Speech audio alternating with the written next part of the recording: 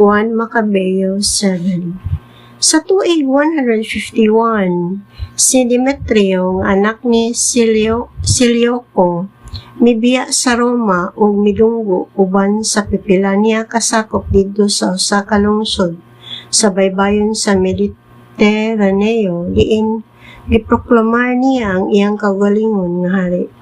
Samtang nagpadulong siya ngadto sa harianong palasyo sa iyang mga katigulangan, gidakop sa mga sundalo si Antioco V ug si Lysias aron dad-on ngadto kang Demetrio.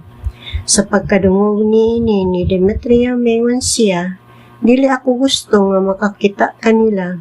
Busa gipatay sila sa mga sundalo o gikuha ni Demetrio ang trono. Unya ang tanang mga mabudhion nga mga Hudeo wala magtahod sa Dios. Miadto kang Demetrio pinanguluhan ni Alcimo nga gustong mahimong pangulong pari. Gisumbong nila ang ubang mga Hudeo ug miingon sila, gipatay ni Judas o sa iyang mga isuon ang tanan nga bidapig kanimo o gihinginlan kami nila gikan sa among nasod. Busa pagpadala og usa ka tawo nga imong kasaligan aron pag-adto og pagsusi sa tanan nga mga kadaot nga nahimo ngadto sa among mga kabtangan ug sa kayutaan sa hari ug sa pagsilot kang Judas sa iyang mga isong lalaki ug sa tanan nga midapig kanila. Tungod niini si Hari Demetrio mipili kang Bakides nga usa sa iyang magtatambag o gobernador usab sa Syria Mayor. Usa siya kadakong tawo didto sa imperyo ug maunungon sa hari. Ipadala siya og ang daotan nga si Alcimo ang gitudlo nga pangulong pari aron sa pagpanimalos sa mga Hudeo. Mibiya sila sa Antioquia ug miabot sa Judea uban sa usa ka dakong pundok sa kasundaluhan. Si Bakides misulay pagbitik kang Judas ug sa iyang mga isuon nga lalaki pinaagi sa pagpadala kanila ug mga sinugo uban sa mga tanyag sa kalinaw. Apan sa pagkakita ni Judas ug sa iyang mga isuon unsa kadako ang pundok sa mga sundalo nga ilang gidala, wala sila motuo sa gisulti sa mga sinugo. Unya, may usa ka pundok sa mga magtutudlo sa balaod nga miadto kang Alcimo o kang Bakides, naghangyo nga hatagan sila hustisya. Kining relihiyoso o makinasudnon nga mga Hasidiyo, mauy-unang mga Hudeo nga misulay pagpakigsabot kang Alcimo o kang Bakides. Misalig sila kang Alcimo kay siya usaman kapari nga kaliwat ni Aaron o naghuna-huna sila nga dili siya modagmal kanila. Gipasaligan sila ni Alcimo sa iyang malinawon nga mga tuyo ug misaad siya nga walay kadaot nga moabot kanila o sa ilang mga higala. Apan nagsugod na sila pagsalig kaniya, apan sa nagsugod na sila pagsalig kaniya, gidakop niya ang 60 kanila o gipamatay sa maong adlaw sumala sa giingon sa kasulatan. Ang dugo sa imong matinumanon nga katawhan gibubo, ang ilang mga lawas nagpasadlibot sa Jerusalem o walay bisan usa nga nahabilin aron paglubong sa mga patay. Sa pagkahitabo niini, ang mga tawo nahadlok kang Alcimo o kang Bakides ug mingon sila, wala sila mahibalo unsay kahulugan sa kamutuoran o sa hustisya. Nanumpa sila apan wala nila kinitumana. Si Bakides mibiya sa Jerusalem o nagpahimutan sa iyang kampo didto sa Bethzait. Nagsugo siya nga dakpon ang pipila sa mga matinumanon nga Hudeo, lakip ang daghan nga mga Hudeo nga mitipon kaniya, o nagsugo siya nga pamatyon sila og itambo ngadto sa usa ka lalom nga gahom. Gihatag ni Bakides ngadto kang Alcimo ang otoridad sa pagmando sa nasod, ug nagbilin siya mga tropa didto aron pagtabang kang Alcimo, ug mibalik siya ngadto sa hari. Unya, misugod si Alcimo sa iyang pakigwisog aron ilhon siya nga pangulong pari.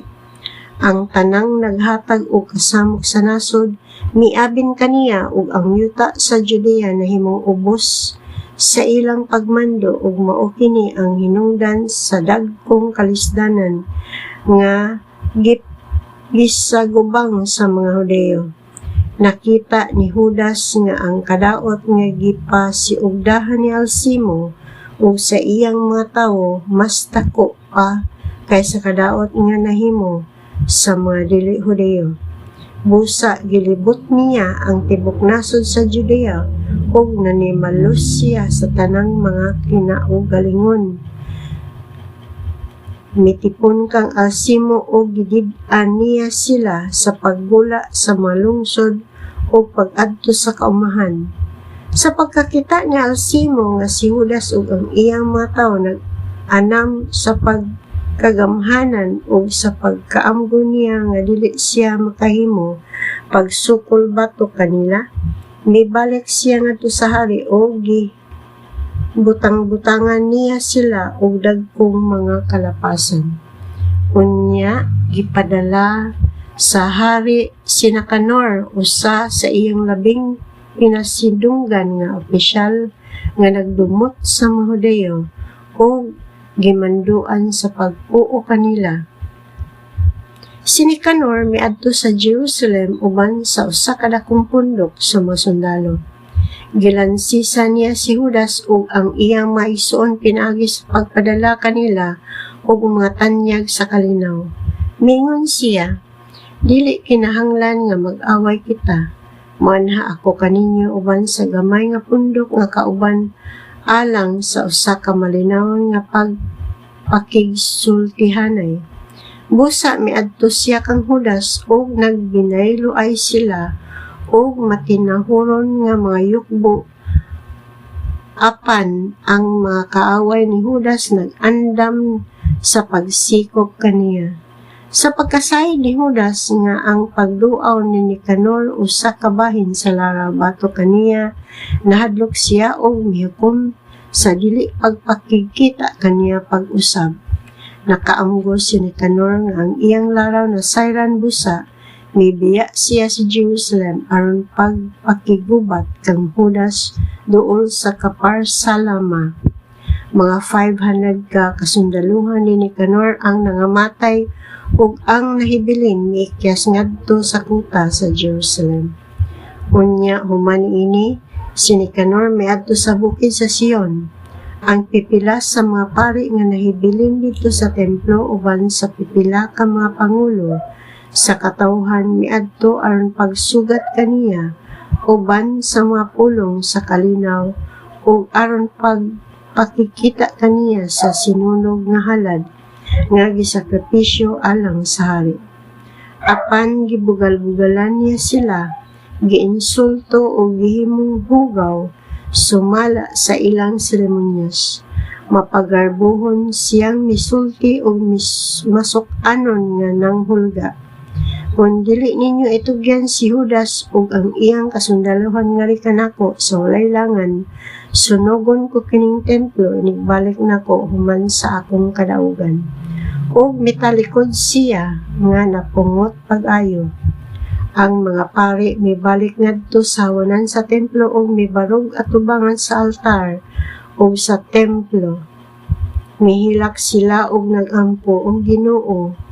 Gipili mo kining templo ha aron magdala sa among ngalan ug aron mahimong usa ka dapit sa pag-ampo ug sa pagpangaliya alang sa imong katawhan.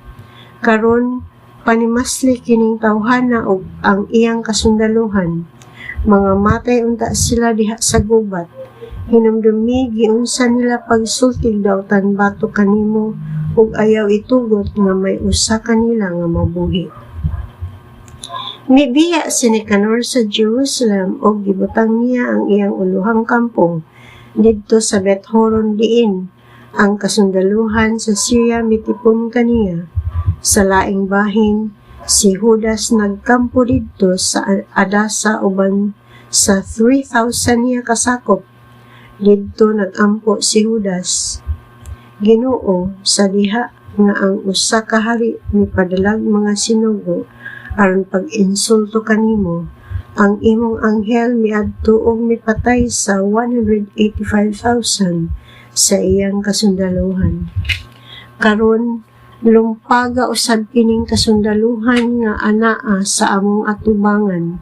Karong adlaw og pahibaw-a ang tagsa-tagsa nga si Nicanor gisilutan tungod kay ginsulto niya ang imong balaang templo. Siluti siya sumala sa angay sa iyang kadaotan. Ang mga kasundaluhan nagkasangka sa ika-13 nga adlaw sa bulan sa Adar ug ang kasundaluhan ni Nicanor naparot.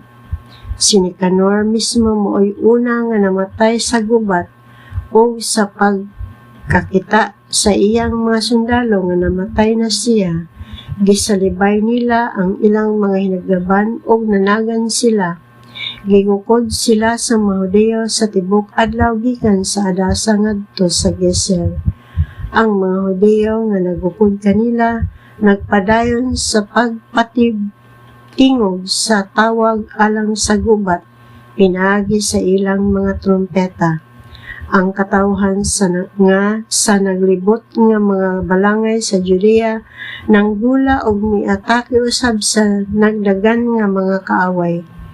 Kini nakapugos sa makaaway sa pagsibog padulong sa mga Hudeo nga nangbukod kanila ug ang tanang kaaway nangamatay didto sa sangka. Walay usa kanila nga nahibilin. Gisakmit sa mga Hudeo ang ilang kabtangan ug unya gipunggutan nila si Nicanor sa iyang ulo ug sa iyang tuo nga bukton nga iyang gibakyaw sa hilabang pagpagarbo. Gidala nila ang iyang ulo ug ang iyang bukton aron ipasunday sa gawas sa Jerusalem. Dako kayo ang kasadya sa mga Hudeo o gisubay nila katong adlaw isip adlaw sa paglipay o pagmaya. Gihimo nila